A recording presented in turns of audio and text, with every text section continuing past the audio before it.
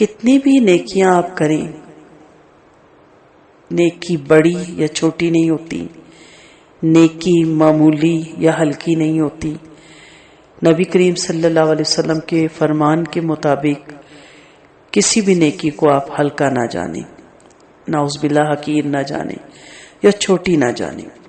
یہی چھوٹی چھوٹی نیکیاں، یہ آسان آسان نیکیاں پہاڑ بن جاتی ہیں۔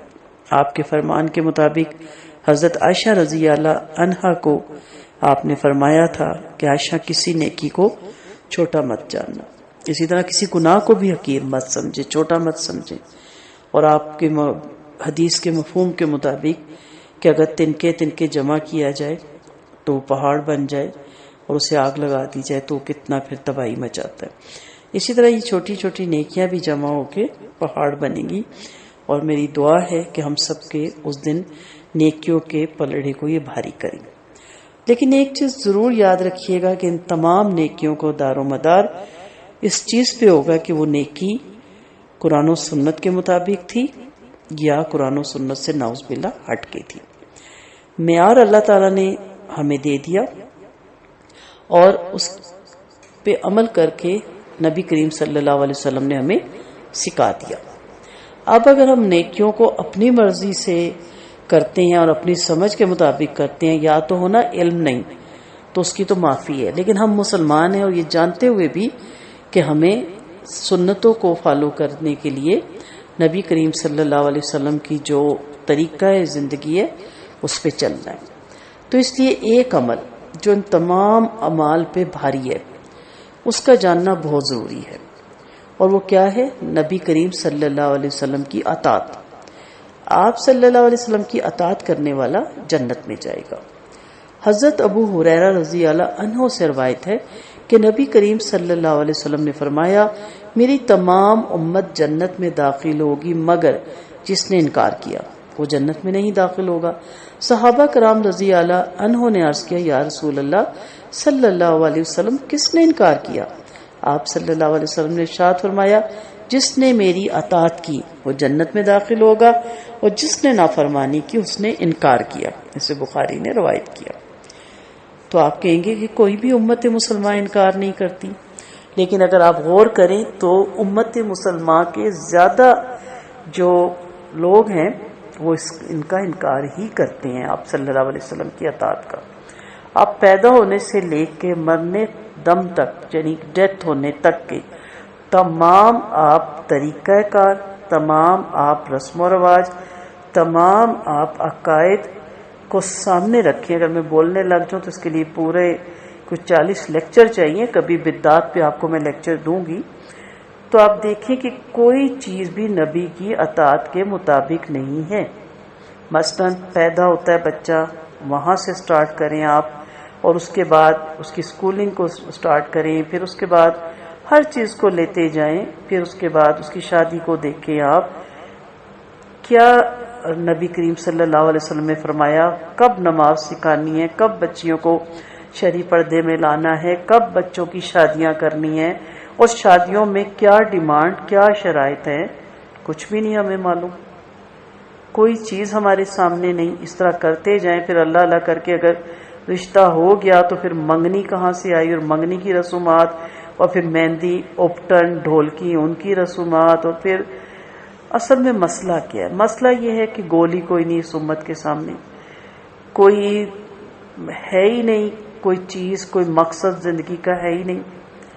ہم اسی کے لیے پیدا ہوتے ہیں، پڑھتے ہیں، اچھی جاب ڈھونڈتے ہیں، اچھا رشتہ ملے گا۔ اچھا رشتہ سے مراد خوبصورت، گڈ لکنگ اور حسین اور ویل آف فیملی کی لڑکی ملے گی، اور لڑکی کو اس لیے پڑھاتے ہیں اس لیے کہ اس کو اسی طرح کا شوہر ملے گا۔ بس زندگی کا یہ مقصد ہے، پیسے اس لیے کماتے اور بچاتے ہیں کہ بچوں کی شادیاں دھوم دھام سے کر سکیں اور بیٹیوں کو ٹرک بھر بھر کے جہیز دے سکیں تاکہ شان اونچی ہو۔ تو نہ ختم ہونے والا سلسلہ ہے، یہ بڑا دور جاتا ہے۔ پھر مرنے کا دیکھ لیں، فوتگی کے وقت سے لے کے پہلے تو بیماری سے ہی شروع ہو جاتا ہے، اور پھر فوتگی کے بعد جو سلسلے تیجے کے، اور اس کے بعد 7واں بھی، بعض علاقوں میں 10واں بھی، پھر ہر جمعرات بھی، پھر 40واں بھی، پھر اس کے بعد برسیاں بھی، اور اس میں بھی بہت کچھ ہے، وہ میں گنوں تو اس کے لیے الگ 100 لیکچر چاہیے. تو کون اطاعت کرتا ہے نبی کریم صلی اللہ علیہ وسلم کی؟ ہم میں سے کوئی بھی دعویٰ نہیں کر سکتا، کوئی ہاتھ نہیں کھڑا کر سکتا، کیونکہ کہیں نہ کہیں ہم کسی نہ کسی جگہ نبی کریم صلی اللہ علیہ وسلم کی اطاعت سے انکار کرنے کے گناہگار ہوتے ہیں.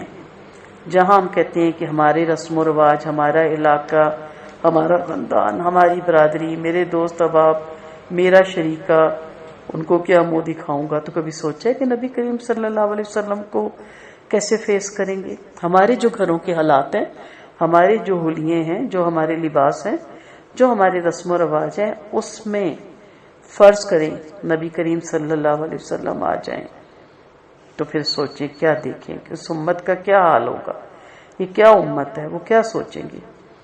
تو اس لیے نبی کریم صلی اللہ علیہ وسلم کی اطاعت سے مراد آپ صلی اللہ علیہ وسلم کے حکموں کو ماننا ہے، اور آپ سے انکار سے مراد آپ صلی اللہ علیہ وسلم کے لائے ہوئے جو احکامات ہیں، جو اللہ ہی نے آپ کی زبان سے ہم تک پہنچائے ہیں، اس کا انکار کرنا ہے، اور اس کی جگہ اپنے نفس کو، اپنے گریڈ کو، اپنے خاندان کو، اپنی ناک اونچی رکھنا، ان چیزوں کو آگے رکھنا ہے. تو اس لیے نیکیاں تو بہت کر رہے ہیں آپ مختلف حوالے سے، لیکن اگر وہ قرآن و سنت سے ہٹ کے کوئی کام آپ کر رہے ہیں جن کا قرآن و سنت سے کوئی تعلق نہیں، تو پھر آپ یاد رکھیں کہ اس کا پھر جنت میں داخلت سے بھی کوئی تعلق نہیں. تو یہ بھی ایک آسان نیکی ہے، لیکن اس پہ عمل خوش نصیبی کریں گے جو ہر کام میں یہ ڈھونڈیں، اور یہ بہت بڑی نیکی ہے، اور اسی پہ سارا کچھ تولا جائے گا اور اسی پہ سارا کچھ پرکھا جائے گا. تو آپ صلی اللہ علیہ وسلم نے جس طرح بھی ایمان ہم تک پہنچایا ہے اسی طرح اپنائیں، اور کوشش کریں آج ہی سے آپ ڈھونڈیں، آپ صلی اللہ علیہ وسلم کی سیرت پڑھیں. آپ کی ہر بات، قرآن میں کوئی چیز اللہ نے نہیں چھوڑی، اور آپ صلی اللہ علیہ وسلم کی احادیث میں بھی کسی چیز کی بھی کمی نہیں ہے. آپ کو جینے سے لے کے مرنے دم تک کے تمام احکامات مل جائیں گے. اسی طرح ایز اٹ اس پہ عمل کریں، اور پھر جو نیکی کریں گے جب اس ترازو پہ تولی جائے گی، اس کسوٹی پہ، تو انشاءاللہ پوری اترے گی. ورنہ اگر نبی کریم صلی اللہ علیہ وسلم کی اطاعت ہی نہیں تو اس کے بعد آپ جو مرضی کریں وہ پھر نیکیوں میں نہیں لکھا جائے گا. وآخر دعوانا ان الحمد للہ رب العالمین.